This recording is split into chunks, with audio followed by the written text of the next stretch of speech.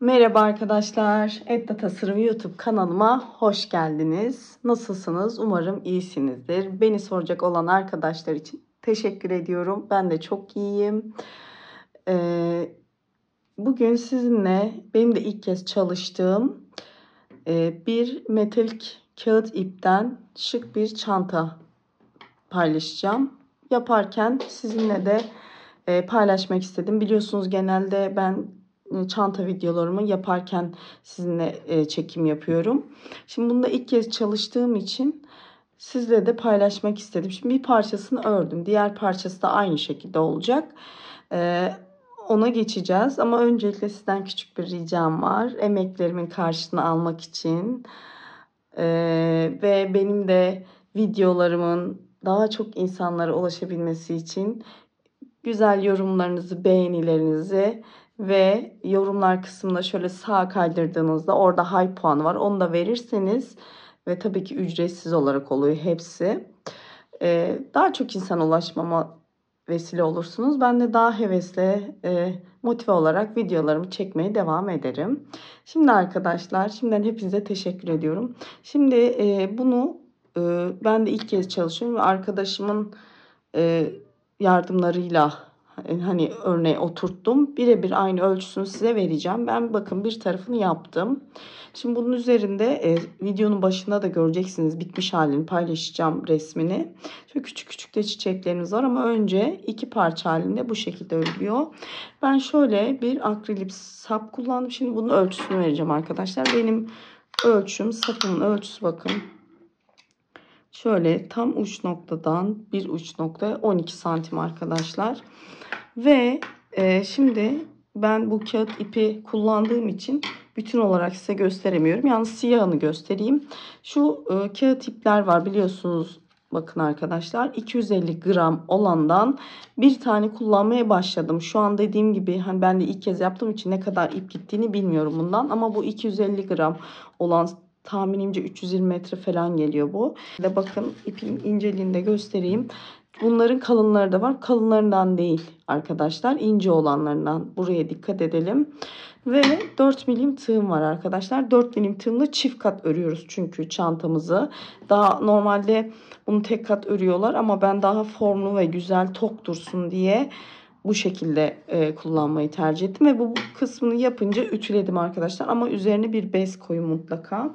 Şimdi arkadaşlar bakın ben şu şekilde ipimden kullandım ve bunu poşet içine geçirdim ki hani alırken bu biraz biliyorsunuz ipler dağılıyor. Dağılmasın diye poşet içine geçirdim.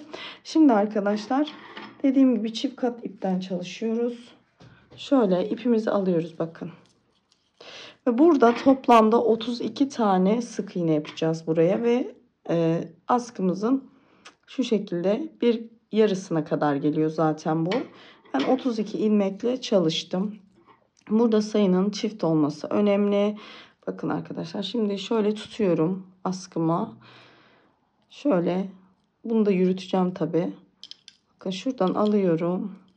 Şöyle sık iğne yapacağım arkadaşlar. Bu başı biraz zorlayabilir. Beni de zorluyor çünkü. Merak etmeyin yani. Bu sık iğne kısmı şurada biraz zorlayıcı olabiliyor. Şimdi bakın arkadaşlar. Bir tane sık iğne yaptım. Şimdi bu ipimi bakın arkadaşlar şuradan çıkarıyorum ve bu kaymasın diye şu ipimin bakın üstünden doğru geçirip tekrar alt kısma doğru alıyorum ve bunu yürüteceğim. Hani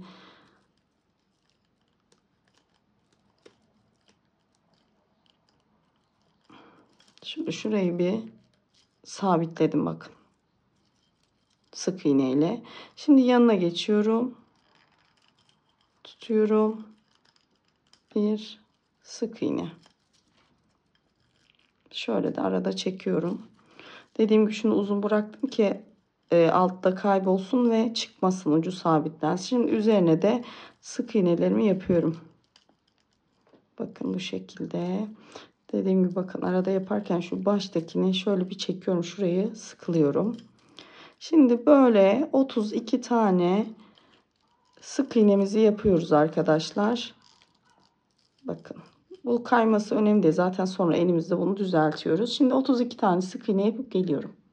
Evet arkadaşlar, sık iğnelerimi bitirdim. Şu başaklardan tam 32 adet olacak ve bakın askımın yarısına kadar geldi. Ben bu şekilde ayarladım ki şimdi aralarına sık iğne yapınca biraz da şöyle yukarı kadar çıkacak. Şimdi arkadaşlar ilk sırada hiç arttırım yapmıyoruz. Sadece şimdi ilk sıramız bir tane zincir çekiyoruz. Bakın, hatta şurayı biraz sıkılayalım. Şöyle bir tane zincir çekiyoruz ve geri dönüyoruz. Hemen bakın şuradaki önde gelen, hemen ilk gelen boşluğa batıp sık iğnemizi yapıyoruz. Şimdi bütün bu boşluklara bakın, zaten yerleri belli. Sık iğne yapıyoruz. Hiçbir arttırımı yok. 32 adet sık iğnemiz olacak. Şimdi bu sırada düz bir şekilde sık iğnelerimizi yapıyoruz. Bakın böyle. Şimdi hepsini, sık iğnelerimizi yapıyoruz. Sıra sonunda görüşelim ve diğer üst sıraya çıkacağız arkadaşlar. Evet arkadaşlar, sonuncuya da geldim. Bunu da beraber yapıp dönüş yapacağız. Şimdi son, burası biraz zor olabilir. Dönüş yeri olduğu için altın ip gizlemiştik ya. Biraz sıktığımız da için. Şimdi burada şu iğneyi de alalım. Bayağı sıkmışım yalnız sağlam olsun diye. Evet. Şöyle. Sonuncu bakın sık iğnemizi yaptık. Şimdi bir arka sıra geçeceğiz. Burada arttırım yapacağız arkadaşlar.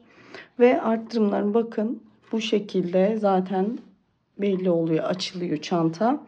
Şimdi arkadaşlar bir zincir çekiyoruz. Geri dönüyoruz. Şimdi bu başta 3 tane sabit sık iğnemiz olacak. İlk önce 3 sık iğnemizi yapıyoruz. Bakın. Birinciyi hemen bakın zincir çektik ya. Hemen dibine batıyoruz.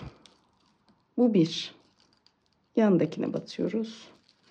Bu 2 ve bir yanındakine batıyoruz. Bu da 3. Şimdi arkadaşlar burada bir arttırma yapacağız. Arttırmamızı yapacağız. Burayı işaretleyecek hocam, ama işaretleyici yerine ben herkeste olmaz diye şöyle siyah ipler kestim. Şimdi bunları koyacağım. Şimdi bir tane 3'ten sonra hemen buraya batıyorum.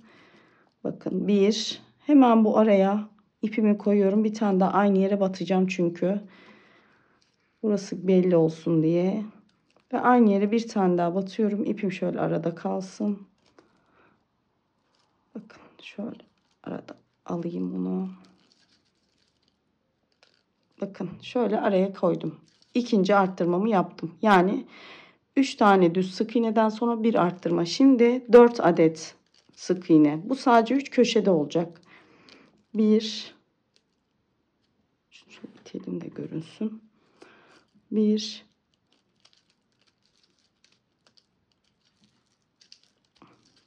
2, 3 ve 4. Şimdi 4 tane sık iğneden sonra gene arttırma sırasındayız. Şimdi önde gelen sık iğnenin içine batırıp bir tane yapıyoruz. Şimdi bir tane de arttırım yapacağız aynı noktaya, ama ipimi şöyle bir koyayım arkadaşlar tekrar. Dediğim gibi hem karıştırmazsınız hem de işaretleyicisi olmayanlar için bir yöntem. Ben de arada böyle ip koyuyorum işaretleyici yerine. Daha pratik oluyor. Bakın. Ve 2. Yani 4 sık iğne, bir arttırma. Tekrar 4 tane. 2, 3, 4.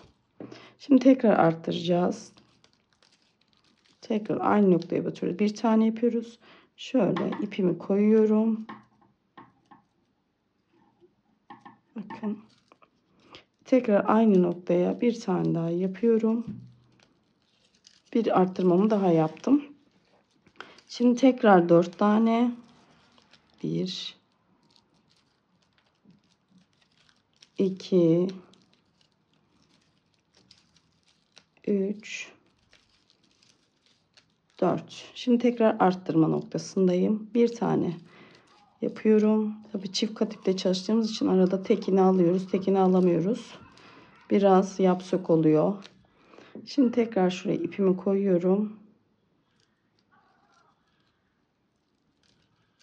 Bakın. Tekrar 4 tane sık iğne.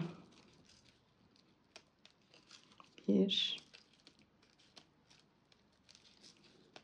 2 3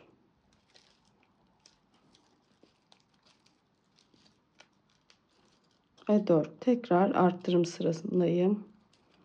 Batıyorum. Şuradan şu araya ipimi koyuyorum. Şöyle.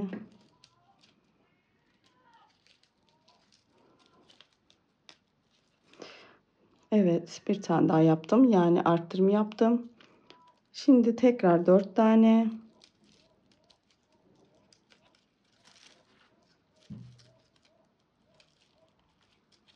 1 2 3 ve 4. Şimdi son arttırımdayım.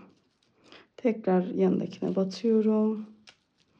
Ve şurada ipimi koyuyorum tekrar. Bir tane daha arttırım yerine sık iğnemizi yapalım. Varsa siz belirleyici de koyabilirsiniz ama dediğim gibi herkes de olmayabiliyor. Hem de renkte görünsün diye ip koydum. Şimdi bakın arkadaşlar, burada da 3 tane sık iğne kalmış olması lazım. 1 2 ve bu da 3. arkadaşlar. Bakın. Şimdi arkadaşlar, gördüğünüz gibi 1 2 3 4 5 6 tane arttırım noktamız var. Bunlar şimdi bir sıra arttıracağız. Bir sıra düz arttırmadan sık iğne yapacağız. Ve toplamda 12 tek bir çift olacak. Yani şuradaki sıralar bakın açılıyor. Şurada 12 tane tek ve bir çift, 12 tek bir çift olacak şekilde büyütüyoruz ve sonda 4 sırada hiç arttırım yapmadan şu bakın şu ovalliği vermesi için sık iğne ördüm. Şimdi arkadaşlar bir tane zincir çekiyorum. Bakın geri dönüyorum. Hemen dibindeki boşluğa batıyorum. Ve bu sırayı hiç arttırım yapmadan sık iğne dönüyoruz arkadaşlar. Sonra tekrar arttırım sırasına geçeceğiz. Burada da mantığı söyleyeceğim. Bakın şimdi arkadaşlar bir düz sıramızı örüp gelelim sık iğne sırasına. Evet arkadaşlar, bakın sonuncu sık iğnedeyim. Şuraya da bir tane sık iğne yapıyorum köşeye. Şimdi tekrar arttırım sırasına geçiyoruz. Bir zincir çekiyorum arkadaşlar. Her zaman köşede bir zincir çekip zincirin dibine batıyoruz. Bunu unutmayın. Bakın şimdi arkadaşlar. Burada mantık şu şekilde ilerliyor. Normal böyle yuvarlak taban yapar gibi hani bir çift, bir tek, işte bir çift, iki tek, bir çift, üç tek, bir çift, beş tek, dört tek, beş çift diye ilerliyor, açılıyor. Burada da aynı mantık o. 6 tane çiftimiz sabit kalacak. Aralarındaki tekler çoğalacak. Yani biz şimdi 4 tek bir çiftle başlamıştık. Şimdi 5 tek bir çift olacak. Yani şuradaki arada yaptığımız 4 tane olan tek buradaki sırada 5 tek olacak. Ama arttırmalarımız da bakın hep şuraya ip koyduk ya. Arttırmalarımız da bu hep iplere denk gelen yerler olacak. Bakın arkadaşlar, bu çiftin şu birinci kanadı değil ikinci kanadı. Yani bu ipimizin olduğu kısma arttırmamızı yapacağız. Bakın şimdi arkadaşlar, burada köşede, şu köşede bakın arkadaşlar, hep tekimiz 3 tane kalacak. Burası sabit, son, hani arttırım sıramızın sonunda. Ama burada 3 tane sabit kalmayacak. Şimdi göreceksiniz arkadaşlar. Bakın. Şimdi bu sık iğnemizi döndük. Burada arttırma sıramızın sonu, yani arttırım sıramıza geldiğimizde sonda hep 3 tane sık iğnemiz kalacak. Ama burada başlarken 3 tane sık iğne kalmış ya, burada kalmıyor. Burası artış yapıyor. Buradaki sık iğnemiz hep sabit kalacak. Yani arttırma noktamızın sonundaki sıradaki sık iğne, şuradakiler hep 3 tane kalacak. Şimdi bakın arkadaşlar. Şimdi bir zincir çektik. Dibine battık. Bakın. 1 2, bakın şuraya işaretleyici koydum zaten, arttırım noktamız. Oraya kadar geliyoruz ve arttırıyoruz.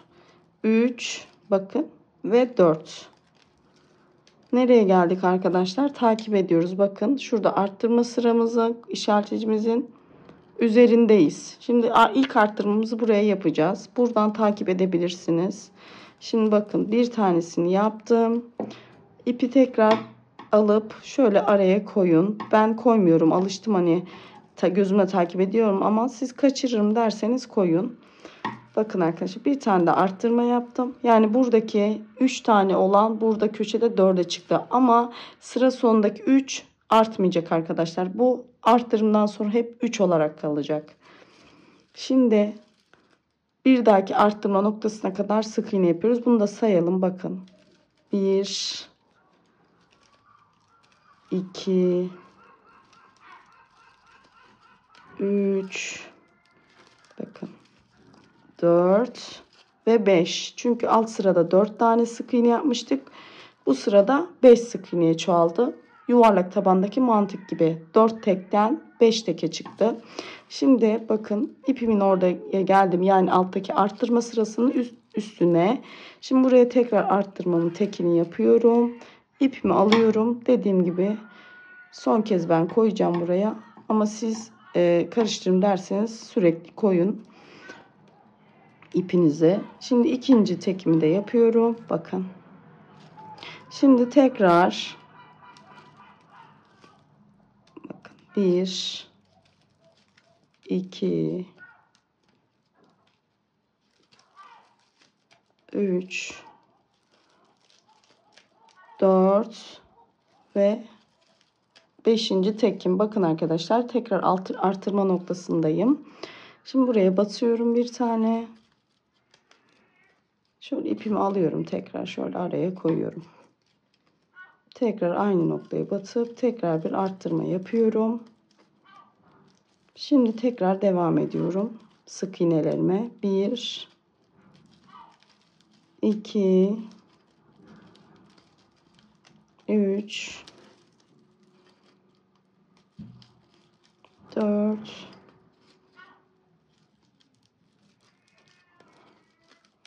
5. Şimdi tekrar arttırma noktasındayım. Bakın ipimi alıyorum. Şimdi ilk tekimi yapıyorum. Hemen ipimi tekrar koyuyorum aynı noktaya. Tekrar bir tane daha arttırma yapıyorum. Bakın.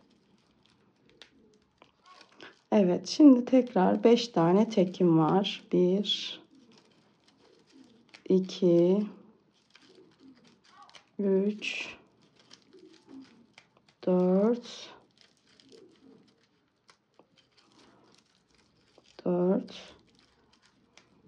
5. Bakın arttırma noktasına geldim. Şimdi bir tane batıyorum. Hemen ipimi alıyorum. Aynı yere tekrar koyuyorum. Ve tekrar ikinci tekimi de yapıyorum. Yani arttırmama. Şimdi tekrar son arttırma kısmına yaklaşıyorum. 1, 2, 3, 4, 5. Evet arkadaşlar, şimdi arttırma noktama geldim. Burada bir tane tekim hemen yapıyorum. Hemen ipimi alıyorum. Tekrar şöyle araya koyuyorum. Ve bir tane daha tekimi yapıyorum arkadaşlar. Ve bakın burada 3 tane tek kalıyor. Burada hatırlarsanız bu 4'e çıkmıştı. Dediğim gibi arttırma noktasının sonundaki, bakın, 1, 2 ve 3. Bu nokta hep 3 tane kalacak arkadaşlar. Şimdi arttırdık, buraya geldik ya. Burası hep 3 kalıyor. Sonra sık iğne yapıp buraya dönüyoruz. Burada her seferinde bu taraftaki arttırmanın başladığı noktadaki sık iğneler artıyor. Arttırmanın sonunda geldiğimiz sık iğne hep sabit 3 kalıyor arkadaşlar. Şimdi bir zincir çekiyorum. Dönüyorum. Ve hemen şöyle dibine batıyorum. Ve sık iğne sıram var. Şimdi arkadaşlar burayı sık iğne yapıp geleceğim. Sonra bir kez daha, zaten yapacağımız işlem aynı. Bir kez daha tekrar arttırım göstereceğim. Sonra zaten şöyle bütün arttırımları yapıp büyümüş haliyle karşınıza geleceğim. Çünkü dediğim gibi mantık hep aynı şekilde ilerliyor. Hani her katını göstermeme gerek yok. Çünkü dediğim gibi sürekli aynı şekilde ilerleyeceğiz. Şimdi ben sık iğne sırasını tamamlayıp geliyorum. Evet arkadaşlar, sık iğne sıramda döndüm. Şimdi bir zincir çekiyorum. Geri dönüş yapıyorum. Şimdi arkadaşlar bunu dediğim gibi son kez anlatacağım bu sırada. Sonra 12 tek bir çift olana kadar büyüteceğiz arkadaşlar. Şimdi sık iğnenin dibine batıyorum arkadaşlar. Bakın. Şurada ilmek belirleyeceğim burada. 1 2 3 4 ve 5. Bakın normalde burası 3'tü. Üçgen 4 oldu. Dörtgen 5 oldu. Ama dediğim gibi arttırım sırasının sonu hep bakın burası 3 olarak kalacak. Sadece başlangıcında, arttırım sırasındaki başlangıcında olan sık iğneler artacak. Şimdi bakın arkadaşlar, arttırımımızı yapıyoruz. Bir tane yapıyorum. Şuradan bakın alıyorum ilmeğimi yukarıya. Tekrar koyup aynı noktaya bir tane daha sık iğne yapıyorum ve birinci arttırmamı yapıyorum. Şimdi tekrar 1 2 3 4 5 ve 6. Bakın 4 ile başlamıştık. 4 sık iğne bir çift, 5 sık iğne bir çift yapmıştık. Şimdi 6 sık iğne bir çift yapıyoruz. Şimdi 6. Şimdi arttırma noktasına geldik. Bakın ipimizin hemen üzerindeyiz. Buraya batıyoruz.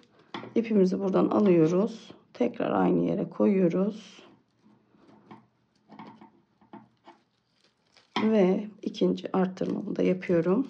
Tekrar 6 tane tek yapıyorum. 1 2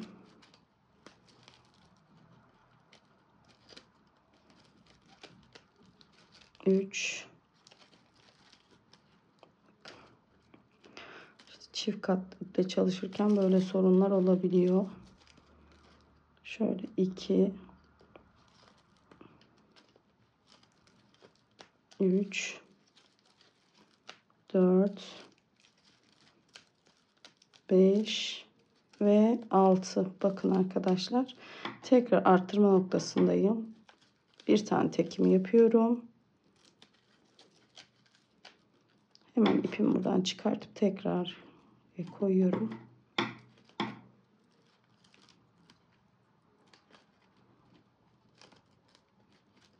Şöyle. Evet bakın. Şimdi 6 tane tek. 1 2 3 4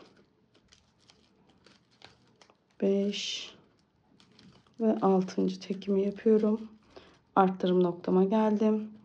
Hemen yanına ilk tekimi yapıyorum. Sonra ipimi alıyorum. Tekrar buraya koyuyorum. Tekrar bir tane sık iğne. Aynı noktaya. Tekrar 6 tane tek. 1 2 3 4 5 ve 6. Hemen bakın arttırma noktamdayım. Bir tane tekimi yaptım. İpimi aldım.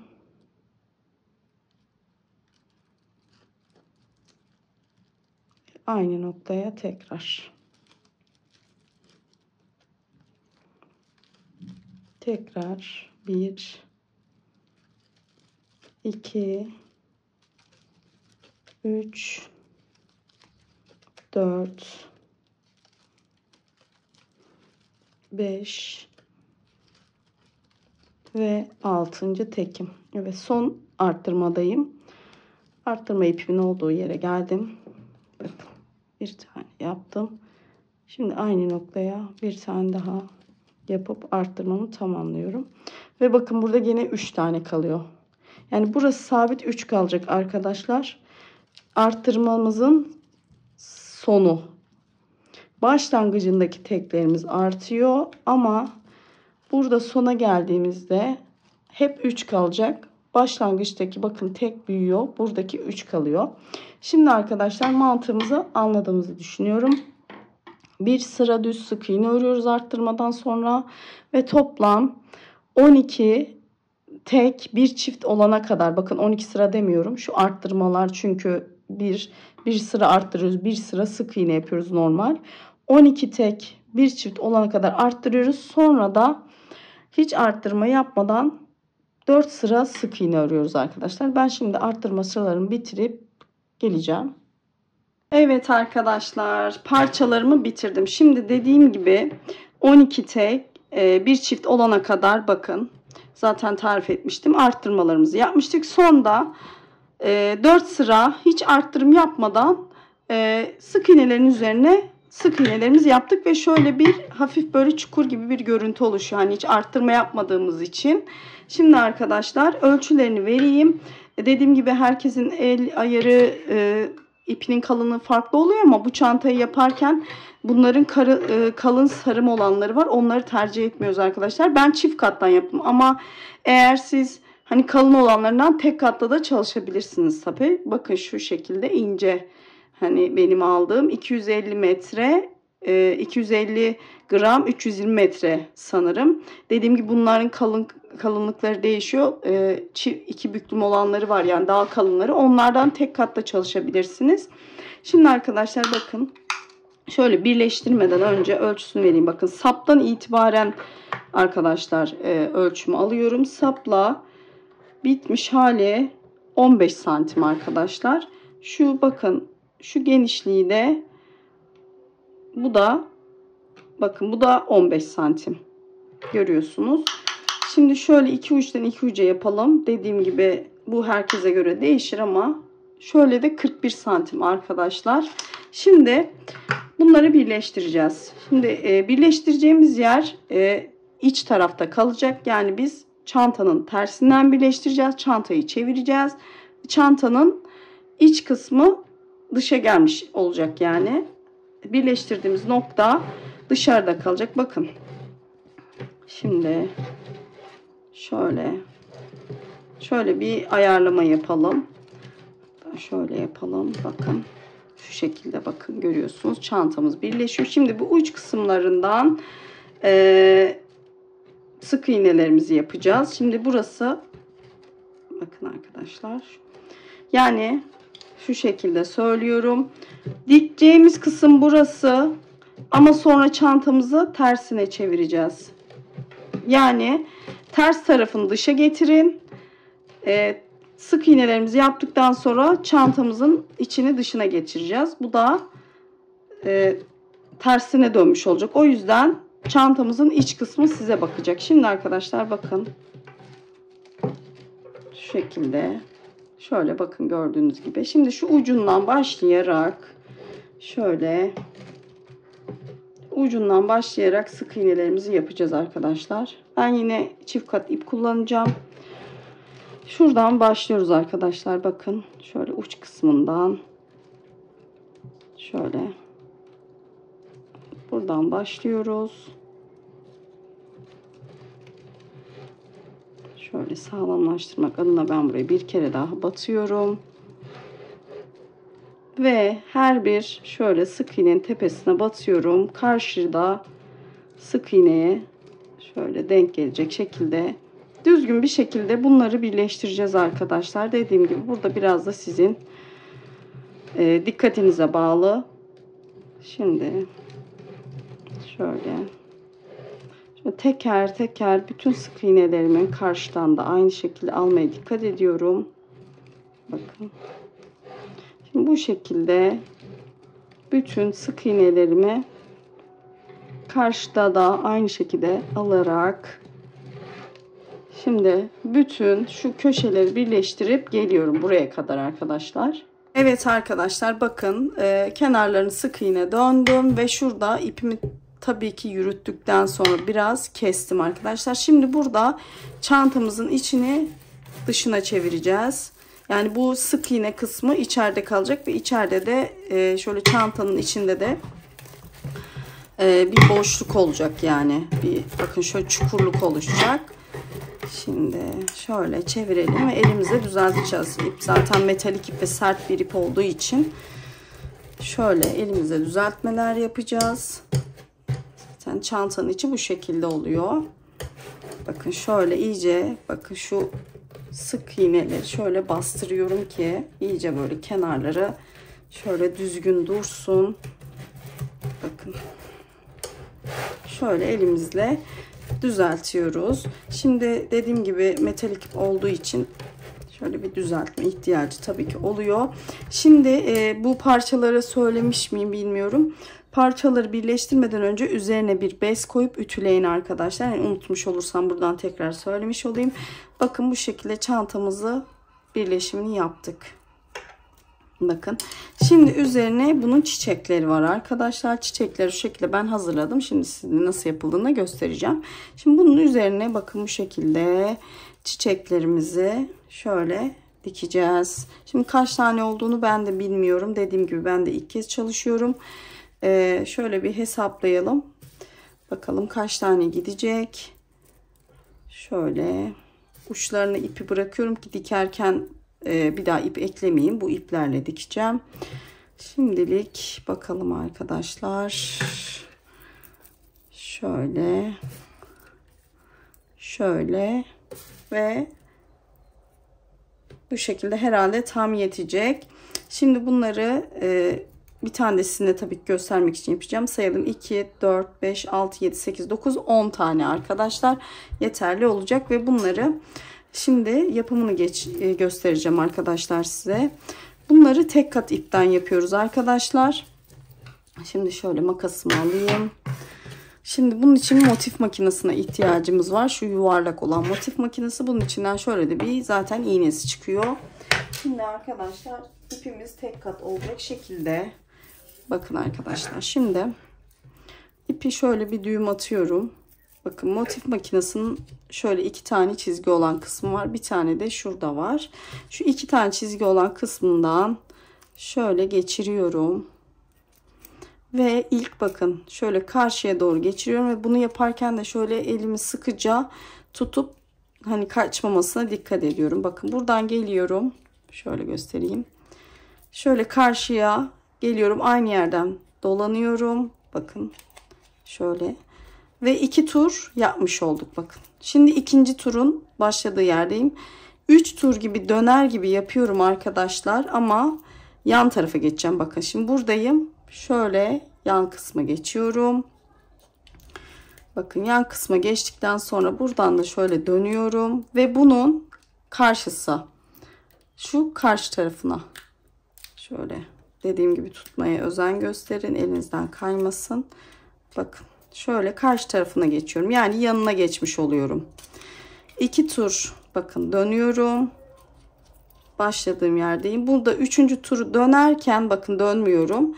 Ve yan kısmına geçiyorum. Karşı yan.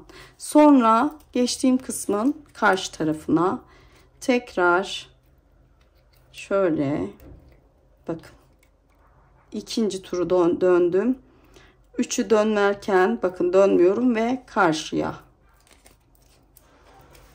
Tekrar bunun karşı olan kısmına geçiyorum. Bak bunun karşıya geçince bakın karşı tarafına geçiyorum. Burada da tekrar 2 tur dönüyorum. Bakın 2 tur tamamladım. 3.'ye dönmeden hemen yanına geçiyorum. Şöyle. Sonra bunun karşısına alıyorum ipimi.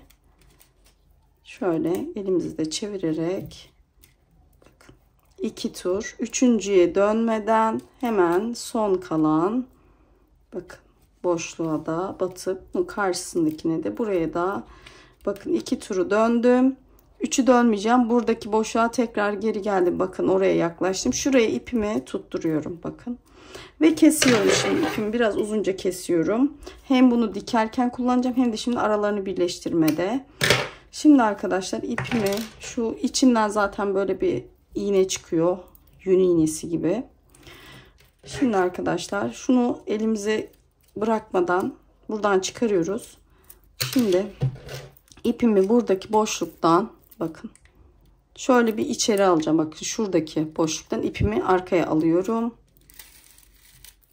Şimdi arkadaşlar iğnelerimizi hep şuradaki boşluklardan çıkaracağız. Bakın karıştırmayın. Hep şuradaki boşluklardan. Şimdi bakın arkadaşlar şuradan başlayayım. Bakın bunun boşluğundan çıkarıyorum. Bakın. Şimdi buradaki boşluğa batıyorum. Hemen yanına. Şimdi arkadaşlar ben tekrar aynı yere geri döndüm.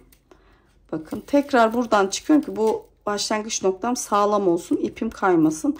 Tekrar aynı bakın şuradaki boşluğa tekrar batıyorum ve şimdi yana doğru kayacağız.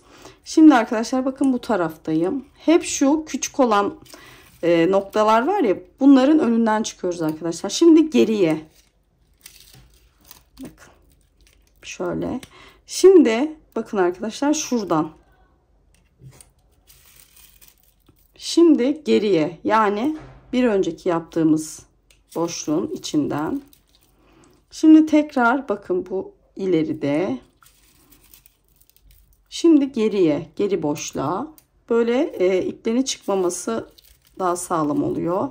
Şimdi ileri, bakın her zaman şuradaki boşluklardan çıkıyoruz. Şu karıştırmayın. Bakın bu aralardan değil. Şuradaki boşluklardan.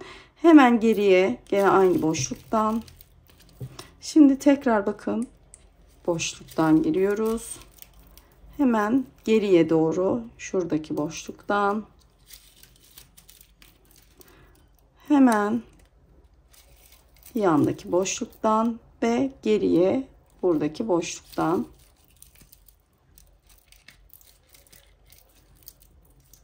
Hemen bakın yandaki boşluktan.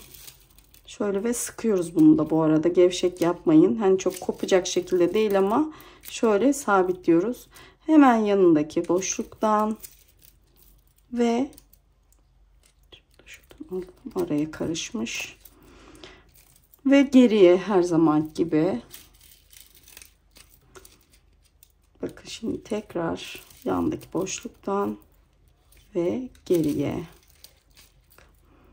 Yandaki boşluktan ve geriye. Yandaki boşluktan başlangıç noktasına geldik arkadaşlar. Bunu yaptıktan sonra geriye. Bakın yandaki boşluktan ve geriye. Şimdi arkadaşlar sabitleyeceğiz. Bakın bütün kenarları dolaştık. Ben dediğim gibi sağlam olması için şöyle yan tarafını bir kez daha yapıyorum. Hani ipim çıkmasın diye. Şimdi arkadaşlar bakın. Şimdi arkaya döndürüyoruz. Şurada ipimiz var. Şimdi bu iple bunu bağlayacağım. Şimdi bağlamak için önce şurada bir karşıya geçiyorum ki ip karşılıklı olsun. Daha güzel. Hani sağlam olsun diye, yamuk olmasın diye. Bu ipimi de karşıya aldım. Şimdi bakın bunu buradan çıkarıyorum. Şöyle içeri doğru alıyorum. İçeri aldıktan sonra şöyle bir düğüm yapıyorum burada. Çıkarmadan yapıyorum bunu. Evet. Şimdi bunu da yaptıktan sonra makineden çıkaracağız. Şöyle kesiyorum arkadaşlar. Şimdi bunu şöyle çıkarıyoruz.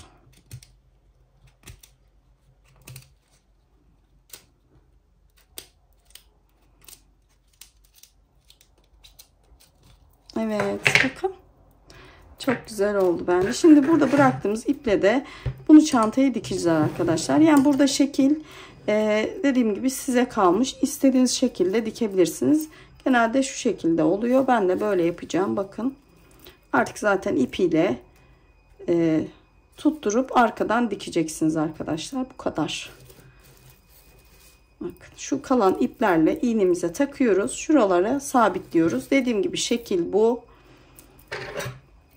Gösterdiğim şekilde iğnenizi geçirip şöyle dikeceğiz. Şu başı bu şekilde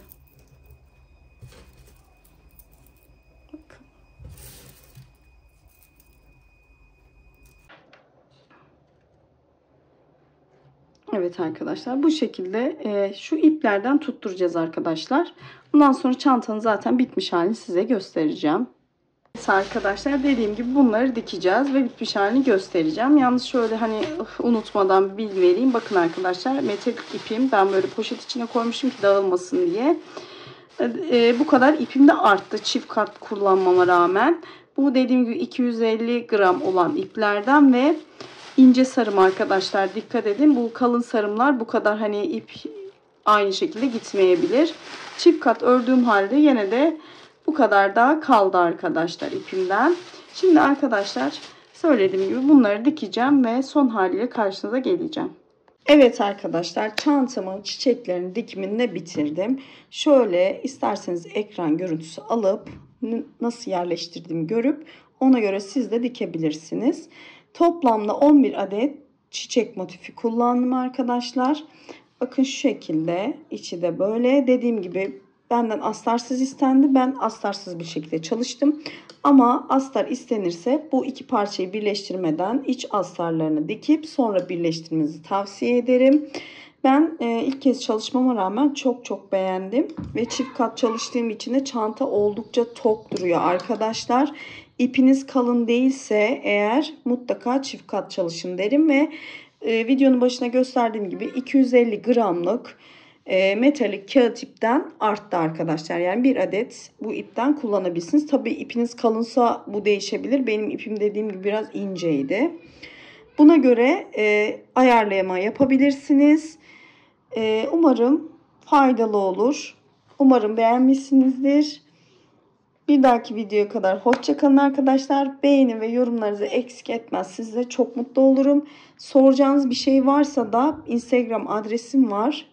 @tasarımoda. Oradan bana dönüş yaparsanız orada daha aktif olduğum için daha hızlı yanıt verebiliyorum. Oradan da size yardımcı olmaya çalışırım. İzlediğiniz için çok teşekkür ederim arkadaşlar. Hoşça kalın.